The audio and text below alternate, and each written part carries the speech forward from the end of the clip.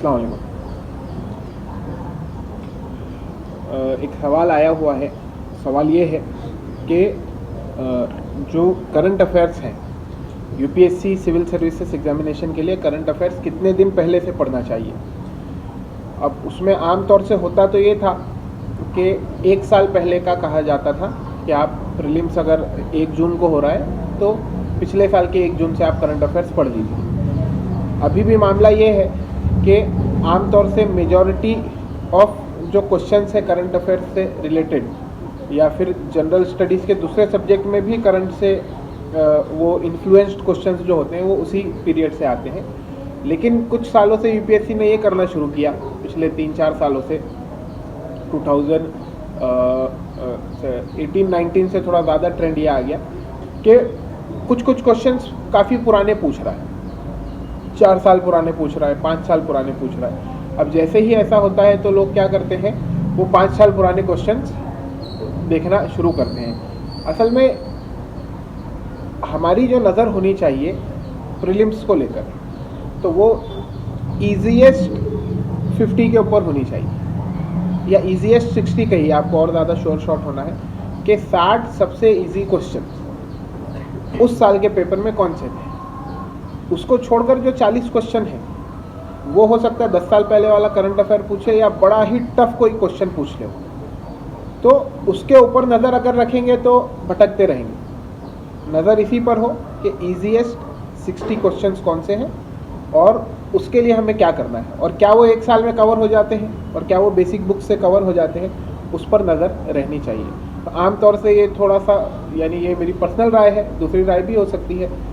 मुझे लगता है कि गलत एक फहमी हो रही है और बहुत ज़्यादा पीछे जाकर पढ़ा जा रहा है। भाई जनरल स्टडीज़ के अंदर जो जनरल बातें हैं वो तो आपको पढ़नी है, जनरल बातें, जनरल टॉपिक्स की अंडरस्टैंडिंग होनी चाहिए। कुछ करंट अफेयर्स के क्वेश्चंस ऐसे होते हैं जो आपकी एक जनरल अंडरस्टैंडिंग पर होते हैं, उस टॉपिक की वो भले 10 साल पहले वाला सवाल हो, लेकिन जवाब उसका कैसे देते हैं आप, आपकी जो अंडरस्टैंडिंग इकोनॉमिक्स की बनी है, आपकी जो अंडरस्टैंडिंग ज्योग्राफी की बनी है और किसी चीज़ की, उस बेसिस पर वो सवाल आप उसका जवाब देते हैं।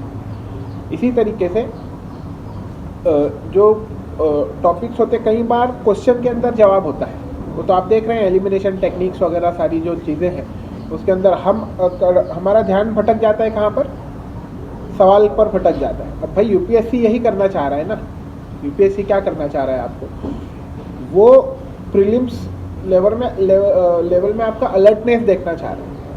देखिए अब वो एकदम परफेक्ट एग्जामिनेशन का पैटर्न ऑफ एग्जाम वो कोई परफेक्ट नहीं है एकदम। प्रीलिम्स का कम से कम ये बोला जा सकता है, मेंस की हद तक भी बोला जा सकता है कि क्योंकि सब्जेक्टिविटी है तो एकदम परफेक्ट उसको नहीं बोल सकते, लेकिन कोशिश करते हैं वो लोग। तो प्रीलिम्स में एक चीज़ ये होती है कि अलर्टनेस कितनी है आपकी, तो वो ट्रैप बनाता है। क्या बनाता है? वो ट्रैप बनाता है। क्या आप वो ट्रैप में फंसते हैं या नहीं फंसते, या असल क्वेश्चन पर आप क्या करते हैं, ध्यान देते हैं। अब वो ट्रैप से निकलने का तरीका जो है वो ये है, अच्छा ऐसा क्यों करता है यूपीएससी, सवाल सबसे पहला ये है कि ऐसा क्यों कर रहा है यूपीएससी। तो इसके ऊपर कई बार हमारी बात हो चुकी कि जो नया पैटर्न आया है यूपीएससी का, सबसे पहले तो एग्ज़ाम सिर्फ मेंस होता था, सबसे पहले एग्ज़ाम सिर्फ मेंस होता था। मेंस के 2 पार्ट हैं, written test, personality test. Originally UPSC 2 stage में होता है, ओरिजिनली यूपीएससी यानी ऑफिशियली 2 स्टेज ही हैं, प्रीलिम्स और मेंस। और मेंस में पर्सनैलिटी टेस्ट उसका बी पार्ट है, जिसको हम इंटरव्यू कहते हैं। तो ये कब से आया आपका प्रीलिम्स? प्रीलिम्स एक मुझे लगता है कि 80s में कभी इन्होंने इंट्रोड्यूस किया, क्योंकि बहुत से पेपर्स हो जाते थे, चेक कैसे करें, तो ऑब्जेक्टिव लाना पड़ा उनको। फिर उसके बाद 2010 के बाद एक ट्रेंड आया जिसमें ये चेंज हुआ है, जो पैटर्न आप देख रहे हैं ना अभी। तो 2010 में ऐसा क्या हुआ, असल में 2001 to 2010 दुनिया बड़ी तेज़ी से तब्दील हुई। दुनिया की तब्दीली की तेज़ी कंटिन्यूस बढ़ते जा रही है। आज भी हम रह रहे हैं, 2022 आ गया, तो बड़ा तेज़ी से क्या हो रही है, दुनिया तब्दील हो रही है, स्पीड और बढ़ रही है। तो 2008 में अमेरिका में क्राइसिस आ गया, यूनाइटेड स्टेट्स ऑफ अमेरिका में सब प्राइम क्राइसिस आया, वहाँ की इकोनॉमी का असर हम पर पड़ा, उसका पूरी दुनिया में असर आया। आप आमतौर से जानते हैं हिंदुस्तान में जो लोग रहते हैं कि 2001-2 से लेकर 2009-10 तक ज़मीनों के बिज़नेस बड़े अच्छे चले, प्लॉटिंग के बिज़नेस बड़े अच्छे चले, एक बूम की कैफियत हर किसी ने महसूस किया। लेकिन उसके बाद धीरे धीरे डाउन आया। तो ये बताते हैं कि अमेरिका का असर किस पर पड़ा, हम पर पड़ा। अब ये बोलने की बातें हैं सारी चीज़ें, वो एक तो फिर ऊपर भी एक कोई बैठा हुआ है मालिक, वो निज़ाम पूरा उथल पुथल ये वो सब करता रहता है। लेकिन हमको जो समझने के लिए, एग्जाम पॉइंट ऑफ व्यू से समझने के लिए, करंट अफेयर समझने के लिए, और ये तो कवानीन है ना, उसके ही कवानीन है। इकोनॉमिक्स जो जिस तरीके से रन होता है तो उसके कवानीन से ये रन होता है। तो अमेरिका का असर पड़ा इंडिया के ऊपर। हमको समझा ही नहीं कि क्या हुआ, कैसे हो गया ये।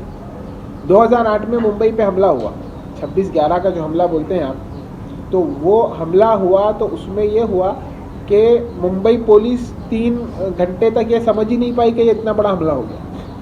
इंडियन हिस्ट्री में, इंडिपेंडेंट इंडिया की हिस्ट्री में one of the most biggest attack था 26/11 का हमला। और 3 घंटे तक मुंबई पुलिस क्या नहीं समझ रही है कि ये अटैक है, वो समझ रहे कि गैंग वॉर है मुंबई में, क्योंकि गैंग वॉर्स होती है। दाऊद इब्राहिम है और करीम लाला है, ये पूरा चला आ रहा है, हाजी मस्तान है और छोटा राजन है और अरुण गावली है, ये ऐसा ही कुछ चला आ रहा है। तो ये शायद किसी की गैंग वॉर हो रही है, अलग अलग गैंग्स हैं मुंबई में। तो आपने जब क्वेश्चन को ही नहीं सही समझा, अचानक एक चीज़ हुई, आपने क्वेश्चन को सही नहीं समझा तो आपका आंसर गलत हो रहा है। अच्छा, ये मैनेज कौन कर रहा था मुंबई पुलिस को? मुंबई पुलिस को आईपीएस ऑफिसर्स मैनेज कर रहे हैं। मुंबई पुलिस को आईपीएस ऑफिसर्स मैनेज कर रहे। बाद में जाकर मुंबई पुलिस से हैंडल नहीं हुआ। वो हैंडल नहीं होने का वो सिस्टमेटिक अलग चीज़ें हैं सारा। 26/11 के हमले में उनके पास बंदूकें बड़ी पुरानी थी, 50 साल 80 साल कितनी पुरानी बंदूकें थी नहीं मालूम। और फिर जिस सिस्टम से जो ट्रेनिंग दी जाती है वो वॉर लाइक सिचुएशन हैंडल करने के लिए नहीं दी जाती। वो एक वॉर लाइक सिचुएशन हुई थी एक छोटे लेवल पर, उसको बोलेंगे। तो एनएसजी वगैरह को बुलाना पड़ा, बड़ा फेलियर रहा। उसके बाद बैठकर मंथन हुआ कि भाई क्या किया जाए। तो पूरा इंडिया के लिए था ना भाई, उस स्टेट लेवल पर भी मंथन हुआ होगा और आपका ब्यूरोक्रेसी के अंदर ऑल इंडिया लेवल पर कि क्या किया जाए। तो फिर नई नई चीज़ें, एनआईए का एक्ट जब आया, नेशनल इन्वेस्टिगेशन एजेंसी का, आपका आप बोलेंगे कि यूपीएससी में फिर उसके बाद से चेंजेस आए कि जो आईपीएस ऑफिसर्स हम प्रोड्यूस कर रहे हैं, अब हमको ये नई दुनिया जो इतनी तेज़ हो गई है। फिर एक चीज़ हुई 2013 के अंदर, असम के अंदर राइट्स हुए, दंगे हुए असम के अंदर, और म्यांमार के अंदर भी रोहिंग्या वाला इशू चल रहा था। अब उस वक्त में सोशल मीडिया नया नया फैल रहा है, व्हाट्सएप आ चुका है, फेसबुक आ चुका है, सब लोग अब इंस्टॉल कर रहे हैं, फैमिली ग्रुप्स बने हुए। अब उसमें कई वीडियोस आने लगे, बड़े ख़तरनाक किस्म के वीडियोस आने लगे कि बच्चों को मारा जा रहा है, काटा जा रहा है, और ये पूरे इंडिया में फैल रहे हैं, मुस्लिम्स में फैल रहे हैं। तो उसमें ये चीज़ एक बताई गई कि किस तरीके से देखिए क्या किया जा रहा है, मुसलमानों का कत्लेआम किया जा रहा है। ये कत्लेआम जो करने की बात की गई तो उससे मुस्लिम साइकोलॉजी पर असर पड़ा, उससे मुस्लिम साइकोलॉजी पर असर पड़ा। धरने प्रदर्शन होने लगे। मुंबई के अंदर एक बहुत बड़ा प्रदर्शन हो गया, उसमें पुलिस और मुस्लिम्स का क्लैश हो गया। ये सोशल मीडिया से हो रहा है। किससे हो रहा है? 2012 था शायद, मैं अगर सही से याद कर रहा हूँ। तो उसके बाद बेंगलोर में एक इंसिडेंट ये हुआ कि जो नॉर्थ ईस्ट के लोग बेंगलोर में थे, अब ये रमज़ान का पीरियड था उस वक्त, तो एक अफवाह ये फैलने लगी, रूमर ये फैलने लगा कि रमज़ान के बाद मुस्लिम्स बदला लेंगे, क्योंकि तुम लोग नॉर्थ ईस्ट के हो, तुम म्यांमार के जैसे दिखते हो, आसामी दिखते हो, तो अब तुम लोगों से कौन लेगा बदला? मुस्लिम्स बदला लेंगे। पूरे के पूरे जो नॉर्थ ईस्ट के लोग थे वो कहाँ पर? बेंगलोर स्टेशन पे डर गए वो वापस जाने के लिए। तो ये इतनी अफरा तब, ये लॉ एंड ऑर्डर इश्यूज हैं और सेकंडों में, मिनटों के अंदर पूरी चीज़ें चेंज हो रही है। तो ये क्यों हो रहा है? सोशल मीडिया आने की वजह से तेज़ी आ गई। अच्छा, इसको हैंडल करने के लिए जो ऑफिसर्स हैं वो वेल ट्रेंड नहीं लगे। तो 2010 के बाद यूपीएससी में थोड़ा सा चेंज आया। फिर उसके बाद 2013 में यूपीएससी ने पूरा चेंज कर दिया, उसमें एक मेंस पूरा चेंज हुआ 2013 के बाद। और आप उसके अंदर देखेंगे कि सिलेबस में ऐड किया गया cyber security, social media, internal security, ये सारे बाद में ऐड हुए। इससे पहले एक रिवायती किस्म से चलता था, कुछ सब्जेक्ट होते थे जैसा यूनिवर्सिटी टाइप से जो चलता है, हाँ ज्योग्राफी है ये पढ़ लो, जनरल स्टडीज़ में ये पढ़ लो। तो क्योंकि आपको जाकर इस दुनिया को मैनेज करना है, आप आईएएस ऑफिसर बनना चाह रहे हैं ना, कलेक्टर बनना चाह रहे हैं, आप पुलिस कमिश्नर बनना चाह रहे हैं, कल को जाकर बाहर कुछ हो रहा है तो आपको उतना अलर्ट रहना पड़ेगा। आपको सोशल मीडिया चलाते नहीं आ रहा है, आपको ये नहीं मालूम है कि भाई ये क्या चीज़ है और क्या हो रहा है, आप समझ नहीं पा रहे चीज़ों को। हमला हो रहा है मुंबई पर, आप समझ रहे क्या गैंग वॉर है, 3 घंटे तक मुंबई पुलिस नहीं समझी।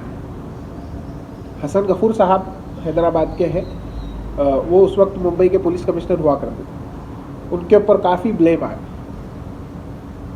एएन रॉय गालिबन उस वक्त में डीजीपी हुआ करते थे, 2008 की बात कर रहा हूँ मैं। तो और 26/11 हमले में आपके इतने बड़े बड़े ऑफिसर्स ख़त्म हो गए। हेमंत करकरे साहब है और दूसरे अशोक कामटे साहब, ये सारे लोग उसके अंदर ख़त्म हो गए। तो ये बहुत बड़ा फेलियर था। तो ये चेंजेस आया। अब चेंजेस के लिए ऑफिसर सिलेक्ट करना है, सिलेक्ट करने वाली बॉडी यूपीएससी है, सिविल सर्विस एग्जाम कंडक्ट कर रही है। अब सिविल सर्विस एग्जाम कंडक्ट कर रही है, उसमें ऐसे ही सोते हुए ऑफिसर हम सिलेक्ट करेंगे कि जो लोगों को क्वेश्चन आ रहा है तो क्या हो रहे हो, तो वो अलर्टनेस चेक कर रहा है। एक मेरा अंदाज़ा है, ये मेरा यानी कि एक गुमान है मेरा ये, कि वो अलर्टनेस चेक करने के लिए आपको क्या करता है, अजीब अजीब क्वेश्चन फेंकता है कि ये अलर्ट है या नहीं है, ट्रैप्स देता है। क्या देता है? तो दिखेगा कुछ और क्वेश्चन कुछ होगा, दिखेगा कुछ और क्या होगा, क्वेश्चन कुछ होगा। तो उसमें हमने बेसिक्स पे नज़र रखना है। किस पे नज़र रखना है कि ये 60 मोस्ट ईजी क्वेश्चन है, वो हमको क्या करना है, करने की कोशिश करना है। तो ये उसका मैं समझता हूँ कि जवाब हो सकता है।